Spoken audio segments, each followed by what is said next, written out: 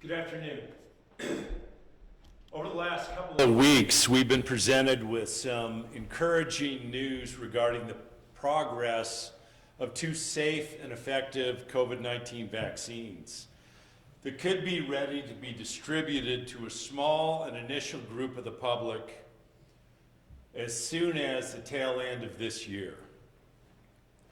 Well, there's nothing tangible yet suggesting when a vaccine could be widely available to all who would take it. There is light at the end of the tunnel. However, that tunnel is long, and Montana and most other states are squarely in the middle of it. Lives are at stake in what we each do individually between now and the widespread availability of the vaccine. Positive cases in Montana and throughout the nation continue to soar to new levels not seen before. Our healthcare workers are exhausted, and hospital resources are becoming exhausted. In some places, we're already out of beds and room to put even new beds.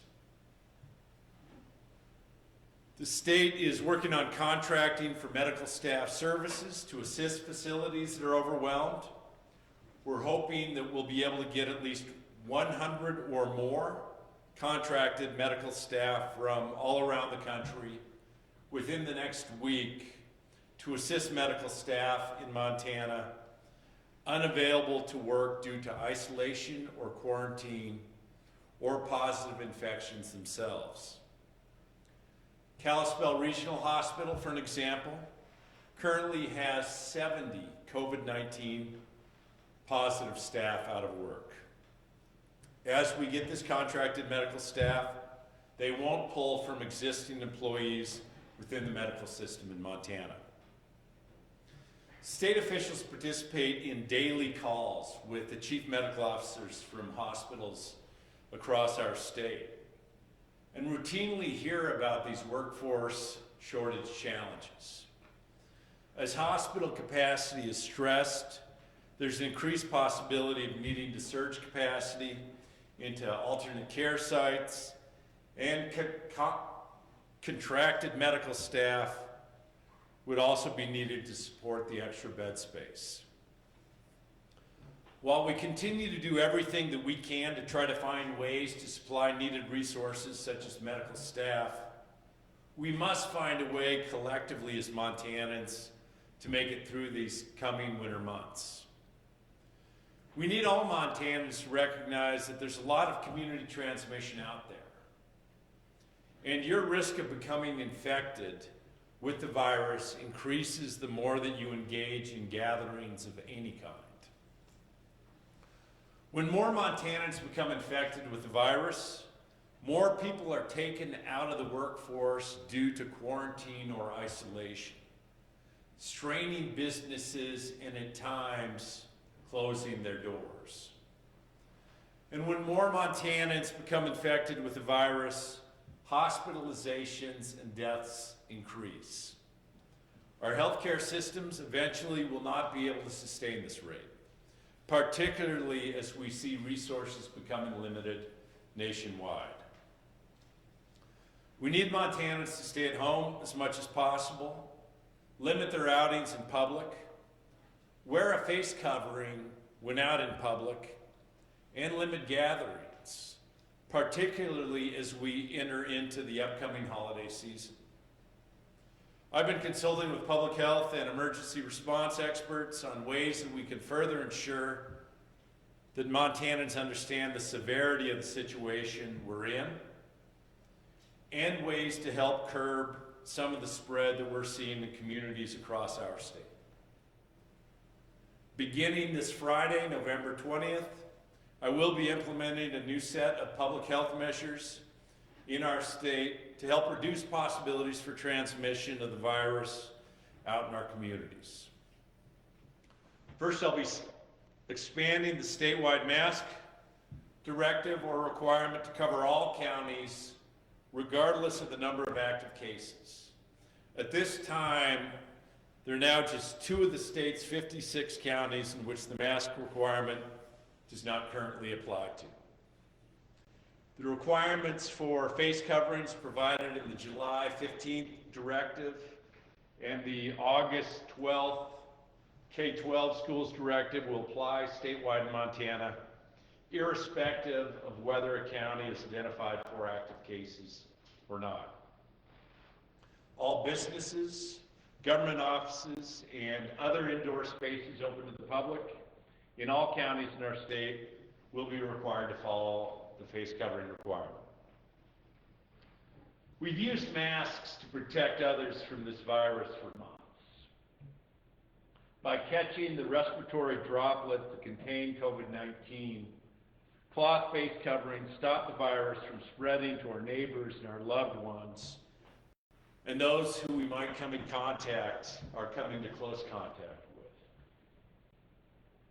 with. As the months have worn on, we've also been learning more about this virus. And recently, the Centers for Disease Control emphasized new studies and expanded its guidance showing the cloth face coverings also provide some protections for the wearer.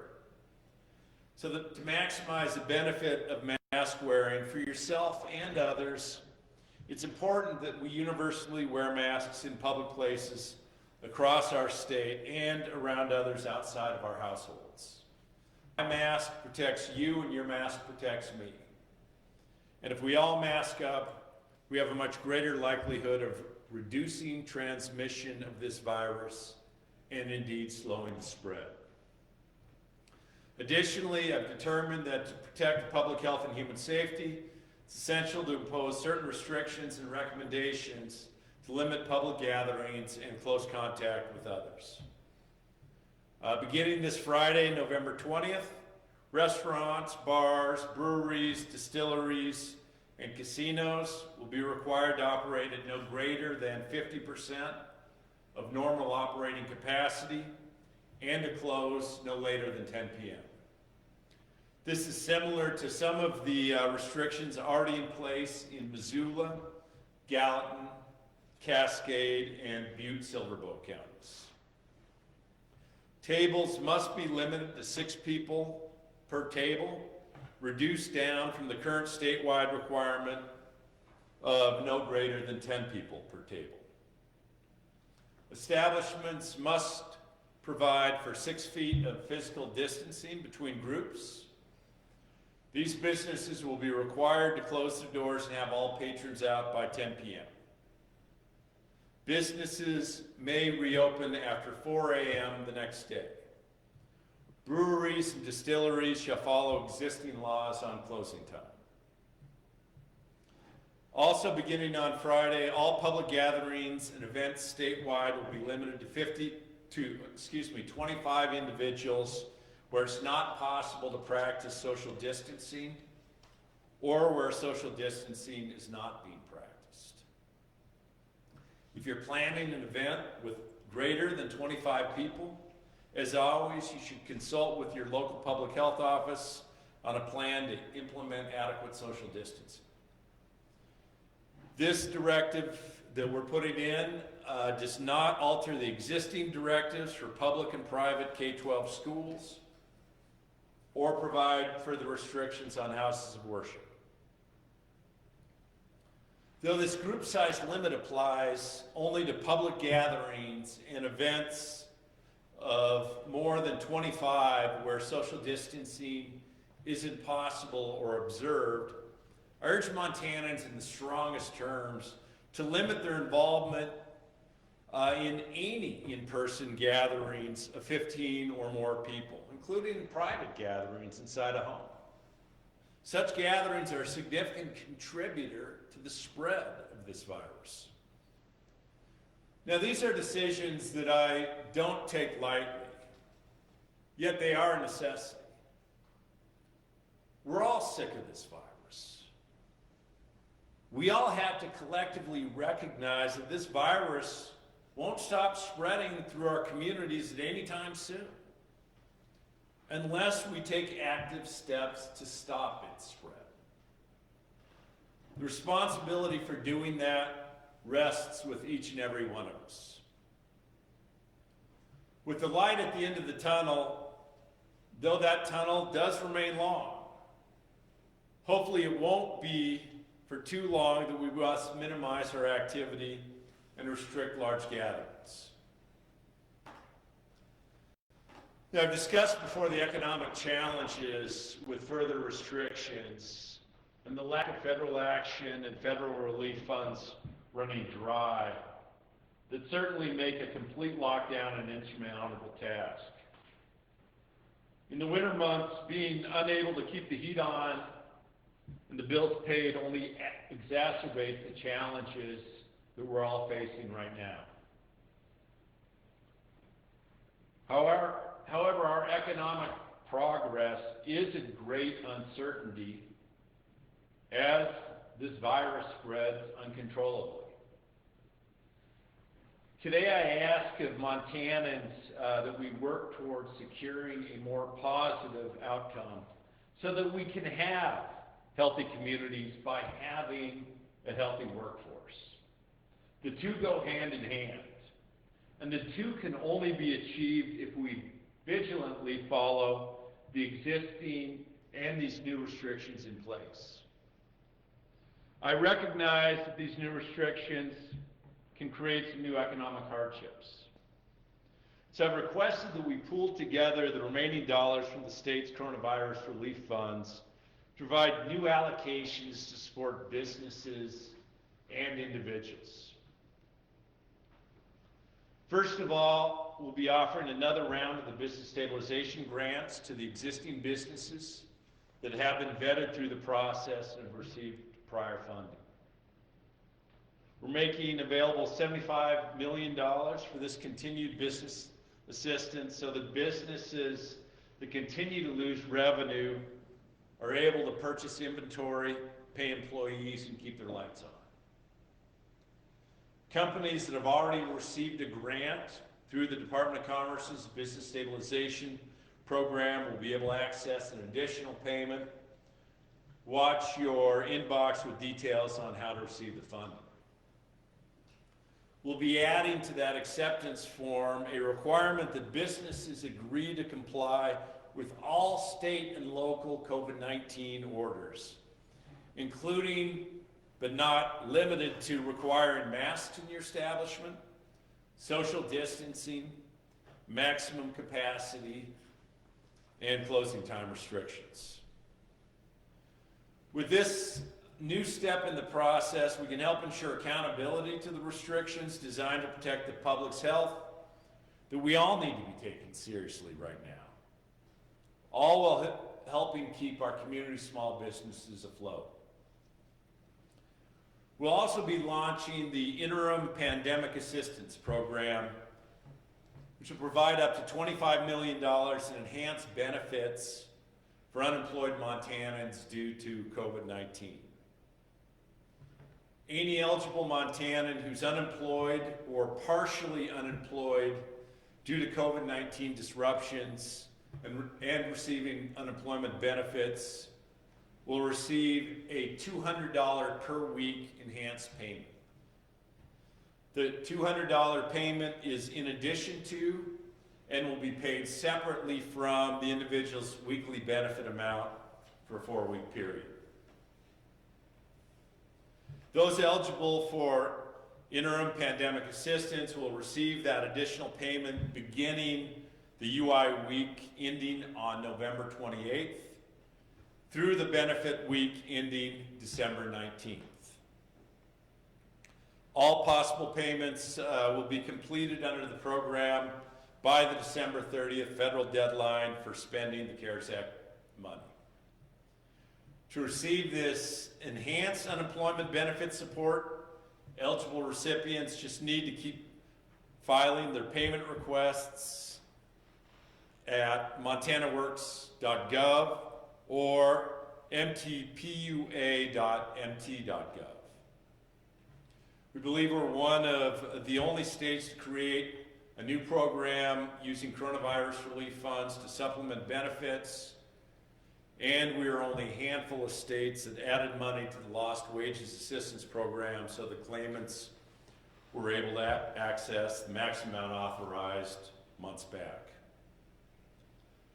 Now, assuming each of roughly 20,000 current claimants receive an additional $200 in benefits each week, an additional $2.8 million in economic stimulus would be provided to those claimants each week.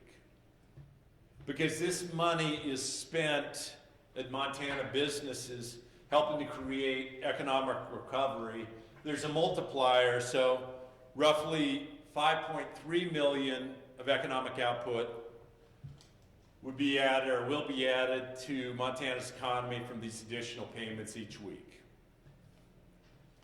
And finally, we'll be expanding funding allocations in the food bank and food pantry assistance grant by $3 million to serve parents and families concerned about putting food on the table during this holiday season. But let me make clear, providing this minimal relief for Montana families and businesses does not let Congress get off the hook. We know the needs of Montana businesses and families. The needs that they have are greater than what we can give them with the remaining state coronavirus relief funds.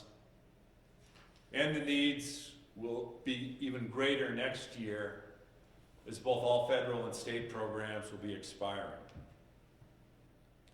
For our state and nation to be successful with fighting this virus in the coming months and eventually distributing a vaccine, we need all partners to be engaged, especially at the federal level.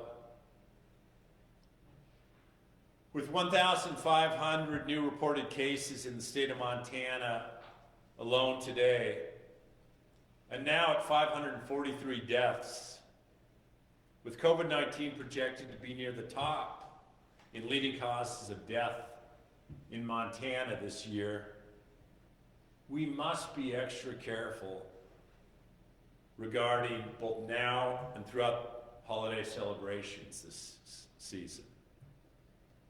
The situation is serious in Montana, and it's serious across the nation. We need to turn things around over the next few months while we wait on a widely distributed vaccine. Or else we risk hospitals that turn patients away, and we also risk any further ability to control the spread. Be mindful of others in the coming weeks, and let's take seriously these new restrictions in place. Thanks. I'll now open up for questions. If you'd like to ask a question, you can press 5*. You'll be notified that your hand is raised. When we unmute your phone, you'll be notified that you've been called on to ask your question. And also with me, if people have questions for Jim Murphy, the head of the Infectious Communicable Disease Bureau, he's here as well. First phone question. Hi, Governor Bullock. This is Maritza Georgia with NBC Montana, and I have two questions for you. The first, you were hesitant to add statewide restrictions in a state like ours where Petroleum County looks much different from Yellowstone, and I'm wondering, what was the tipping point for you? Yeah, I mean, a number of things, Maritza. First, look, cases continue to increase, and we're seeing outbreaks in many rural areas as well as our urban areas. Second, as cases continue to spike around the country, I was hopeful, certainly, that there'd be some movement in Congress to get additional relief to folks after the election, because it's clear, though, that that's not happening. I did ask my staff to identify any unused funds to see where we could implement restrictions. It would limit, I guess, gatherings and also do the least harm as possible. And third, we're also closer than ever to reaching a breaking point in our healthcare system, where we could run out of bed space and capacity to care for patients as we hit the winter months.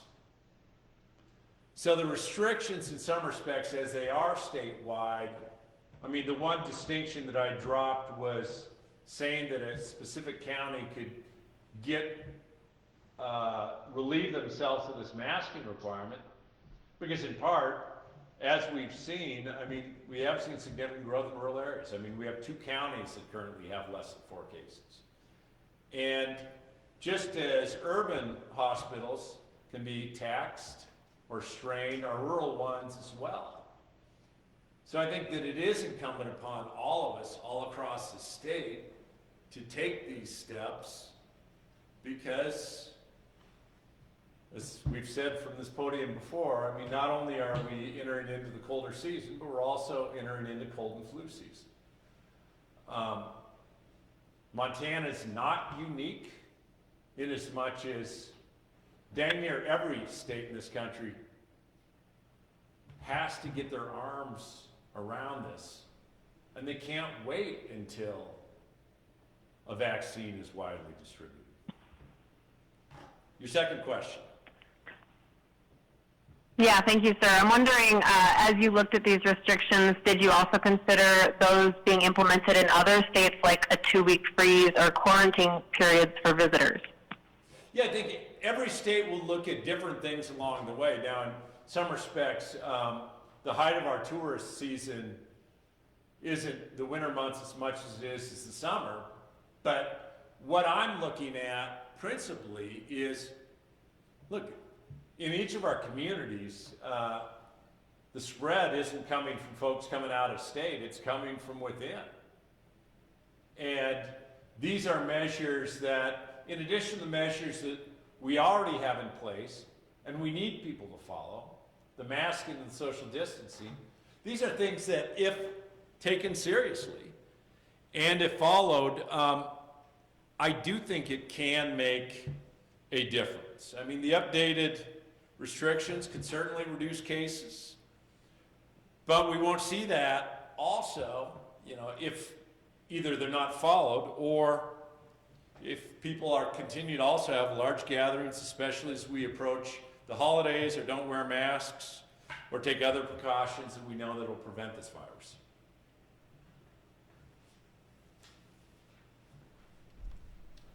Governor Jonathan Amberian, Montana Television Network. With these new restrictions going into effect on Friday, how are they going to be enforced from the state end? Well, I think both in the same way that things have been in the past. I mean, we see local enforcement occurring in many local areas. It has the same enforcement authority as our other directives, and several hotspot communities already have similar restrictions in place. But I think, at the end of the day, from my perspective at least, it's less about enforcement than us all doing the right thing. And we know the steps that need to be taken. Governor Bullock, Zach Kaplan, ABC Fox Montana. First, a clarifying question for you. With regard to the capacity limitations that you're putting in, are gyms listed in that as well, or is that restaurants, bars, and casinos? Can you clarify? It's restaurants, bars, and casinos. Awesome. And the second part of my question, regarding vaccine distribution, is there any update as to where the state is in its plan to make sure it gets to rural areas?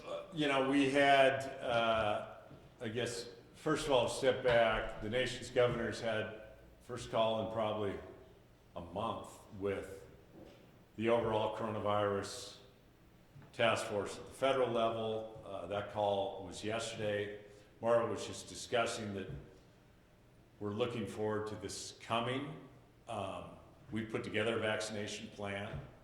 I don't think anything's changed from last week, and there's still sort of both the dynamics of figuring out what exactly we'll get, when we'll get it, and the best way to actually get it all across the state.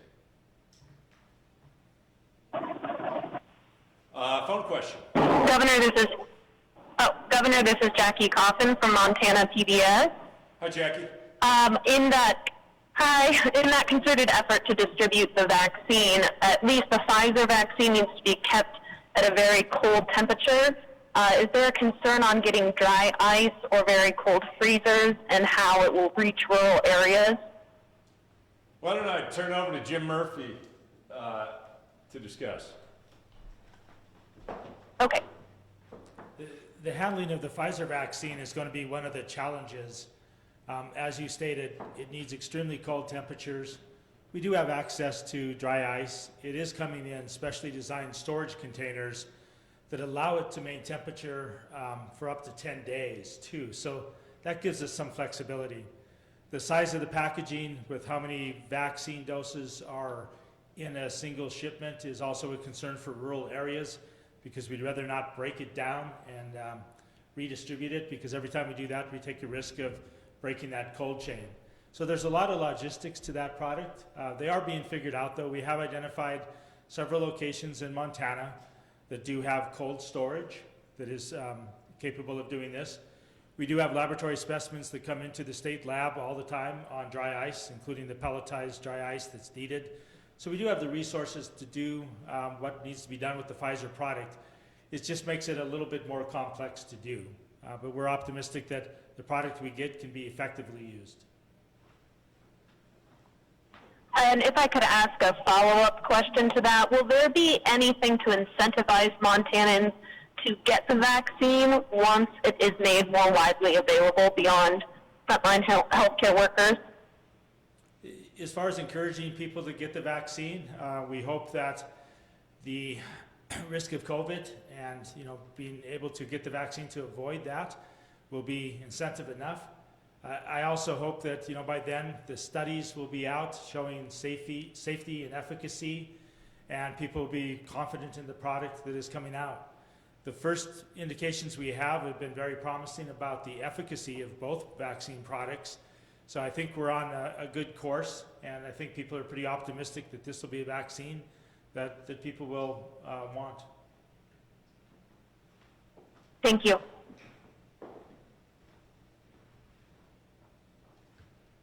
Next phone question.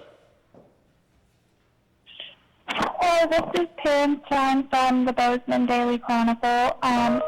I was hoping you could explain if there is an end date for when these restrictions will be lifted, and if not, kind of what sort of metrics you would use for lifting these new restrictions. Look, I think that the end date for lifting the restrictions is largely based upon what we're seeing of the virus in our communities. What we know is that the numbers that we're seeing, if I go back 2 weeks ago, from that week to the week prior was about a 30% increase in cases. And we know that, look, our healthcare facilities are strained. So there isn't any end date on these restrictions or directives, but just certainly encourage folks to be following them, for sure.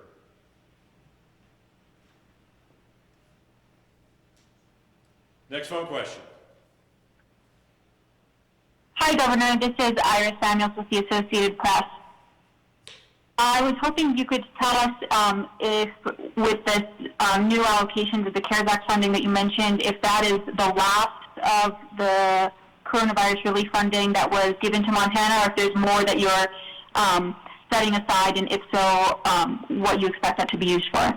Yeah, so Iris, I mean, it's pretty darn close to where we will end up. And it's all on the website from the perspective of a couple different things, one of which is that, we have to see as we close out the programs if there's any additional dollars and where it might be best to implement them. As an example, I mentioned early on that we're working on getting up to 100 healthcare providers into Montana starting next week alone. That's some of the CARES dollars as well. But we certainly don't anticipate any additional large programs, and also don't anticipate having any money left by December 30th, which is the federal deadline for expending all of this money. through this, I guess, Iris, and the challenge, like, right, when you put out programs, 32 different programs that can get a wide swath of individuals and businesses engaged.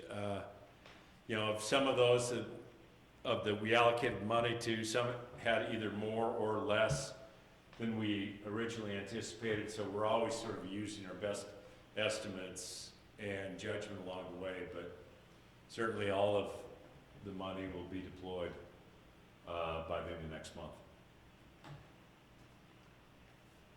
And Oh, you want to let Iris go again? You're so nice.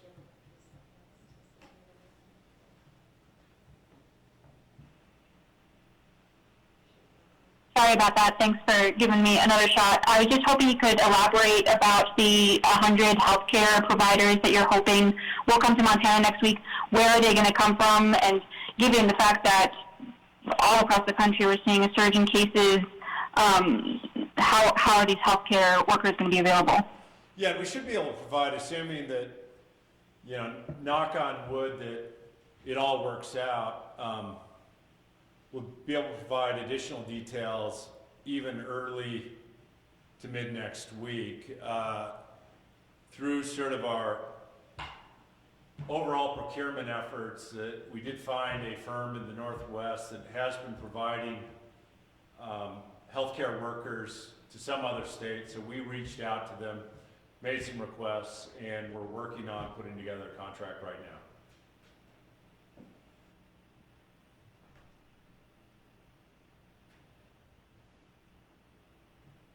Anything else? Next phone question. Hi, Governor. It's Phil from the Great Falls Tribune. Hi, Phil. Hi, sir. There's a very vocal group of people who have been opposed to the mandate. Some have even marched on the governor's mansion. Was just wondering, what do you think? Do you think this time around they would understand more as to why you're doing what you're doing, or are you expecting some resistance? Look, I hope all Montanans, and let's also step back, and I think that the vast majority of Montanans also certainly take this seriously. And the over 500 deaths, while this used to be an abstract for individuals, I think it's becoming less and less uncommon for people and families not to have been personally impacted by at least COVID positives. So we all need to be doing our part. I think it's evident, and again, not just in Montana, that this virus didn't go away a couple weeks ago, and it's actually increasing. So I hope that every Montanan, even those that are resistant, will take a moment's pause and think about what they can do to be members of the community to try to keep both themselves and the greater community safe.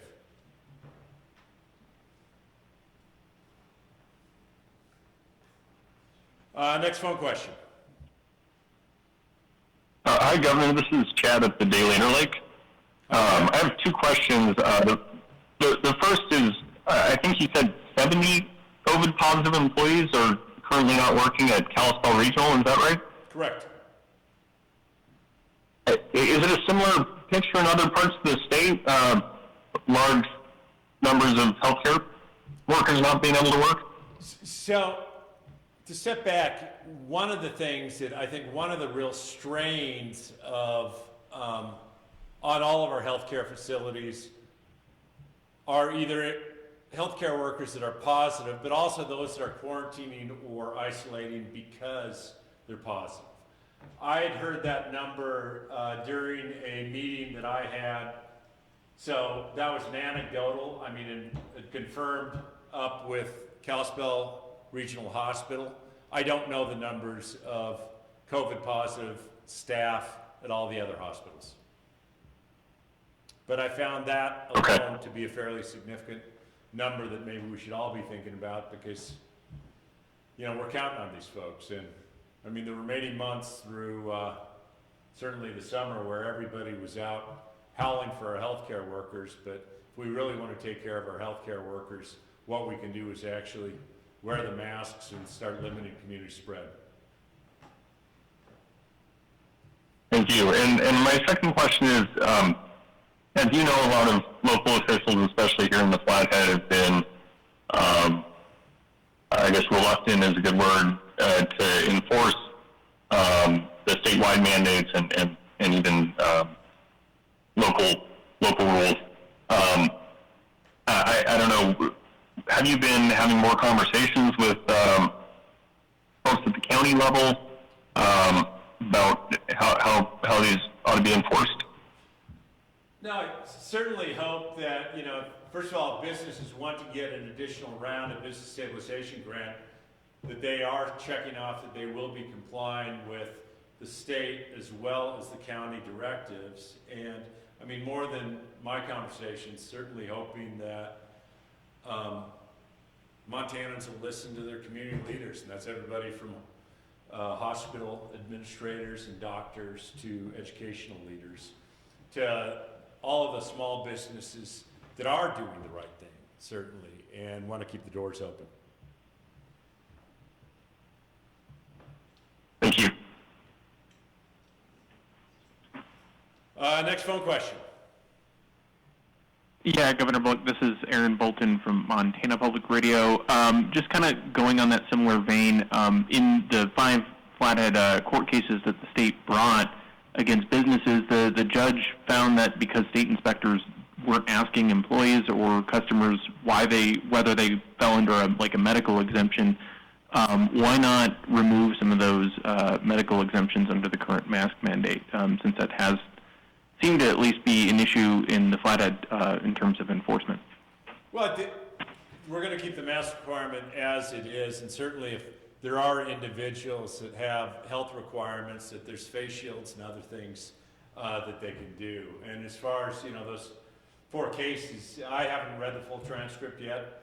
I heard one of the things that they said also is that these businesses are now demonstrating what they're doing to actually comply with the directives. And at the end of the day, that's all we want is folks to comply. And, we're currently also, reviewing the court's rulings, and we'll determine what steps, if any, to take with those 5 cases.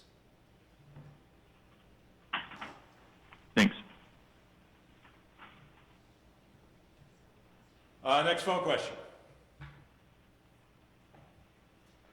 Oh, hi, this is Renee Jean with the Sydney Herald, and I was wondering on the vaccine that's coming in from Pfizer, how many locations do we have that have these cold storage abilities, and where are they located? Go ahead.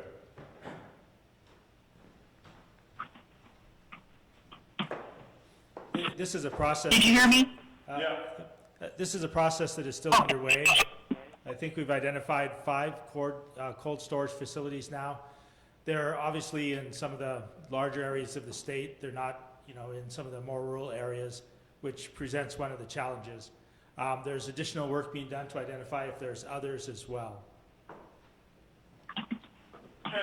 And what would be the nearest one to Sydney, Montana?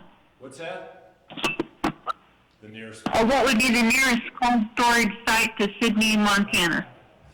Offhand, don't know. And let's not kid ourselves right now. I mean, it's not like there's a load of vaccines sitting in a warehouse about to be distributed. I mean, part of what we're going to be working on is the overall vaccine distribution plan, and how to, and continue to underscore too, in partnership hopefully with the federal government, that, just saying okay, we'll do something with CVS and Walgreens wouldn't cut it in a state like ours, because the state of 147,000 square miles, we've got to figure out those distribution plans. Right. I was just trying to get some kind of understanding where the ones that have been identified, where are they? Yeah, don't have that right now for you. Okay. Thank you. Yep. Next phone question. Hey, Hey, Governor, this is Holly Michaels. I've got two questions for you. The first one, I'm wondering, in a potential aid package that could come from Congress, what specifically would you want to see from that? And understanding that you likely won't be in office and managing it, but that you have been managing the pandemic in Montana since March. And I'm wondering if you think there still is a need for revenue replacement from the federal government given the budget that you proposed yesterday, or do you think it makes the most sense to do another round of funding that's mostly left to the discretion of the state, or just wondering what you think a good package would include for states? So I guess a number of different things, and that I think that in assuming there is another package at the federal level, that there will be a continued push for some revenue replacement or relief for states. As you know, we put out our budget just yesterday, and we are in a much better place than dang near every state in the country. I mean, I think that part of what bolstered not just Montana, but other states through the summer was the supplemental unemployment and the additional aid for small businesses. So I would hope that any additional relief package would recognize the hardship that is taken on both individuals that are displaced from work fully or partially because of COVID-19, the overall impact on our small businesses, but you know, it clearly goes beyond that. Like, you know, there are renter protections that are gone at the federal level at the end of this year. We need aid for nearly every part of what the state's response will be to help continue response efforts after the new year, including funding for schools, for child care, for testing capacity, for PPE, for more. I mean, as we talk about, and I think it is really encouraging of the vaccine, but even as we put together a vaccine distribution plan, you know, I had a call today with my colleagues, the other governors, where they were saying, you can't just do this without some significant financial investment. So I think that's going to have to be a part of it as well. Okay. And then my second question, I think we're seeing in places like Bozeman where healthcare workers who would normally be home quarantining are being allowed to work, and you just referenced the 70 workers up in Kalispell. I'm wondering, do you think it's appropriate to be making those changes to allow people who should be home quarantining to work, given the situation that we're in? Well, I think that any time where you've had working, you know, those that are quarantined working, they're actually doing that in consultation with local public health, putting together a plan and a proposal and working with local public health. And I do have confidence that our local public health agencies will be sufficiently protective and mitigative, at least, of potential health impacts.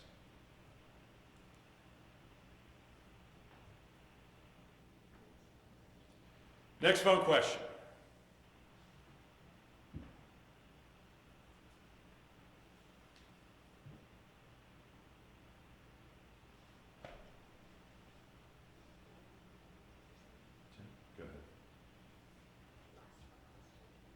Go ahead. You're saying, hi, Governor Bullock, this is Bradley Warren from Wake Up, Montana. You're saying that, you know, obviously times are difficult right now, and you're offering a $200 check on top of unemployment. You said for eligible Montanans. Can you explain what that means? Is that someone who's just on unemployment, or do they have to identify that they were unemployed because of the pandemic? You're unemployed for COVID-19 related reasons, either fully or partially. And that's been something that has been consistently throughout this. You know, we're not introducing a new concept. Thank you, Governor. Yeah, and it's additional $200 per week. It's for 4 weeks, starting, I think, late November, November 29th or something like that, with that filing. Thank you, Governor Bullock. You're welcome. All set. As noted, the directives will go into effect Friday, November 20th, but again, more than just the directives. I mean, look at what's happening in our communities. We talk about healthcare shortages because of the number of people that are either positive or quarantining or isolating, but we're seeing the impacts of shortages in some of our education communities. Great Falls Public Schools went online for 2 weeks because of the number of educators that were out. We want to keep our businesses open, and the best way to keep our businesses and our communities open are to further limit the community spread that we're seeing. I know that one of the challenges of this is often actions that we all may take. We won't know the result for the next couple of weeks because you're always kind of looking back, but we do know that Montanans care about one another, and we also know that there are actions that we can individually and collectively take to demonstrate that care. Again, we're not unique. Almost every state's facing this, but we're unique in as much as that it is really in our hands, and we as individual Montanans can make a difference in this. So thanks so much and be safe.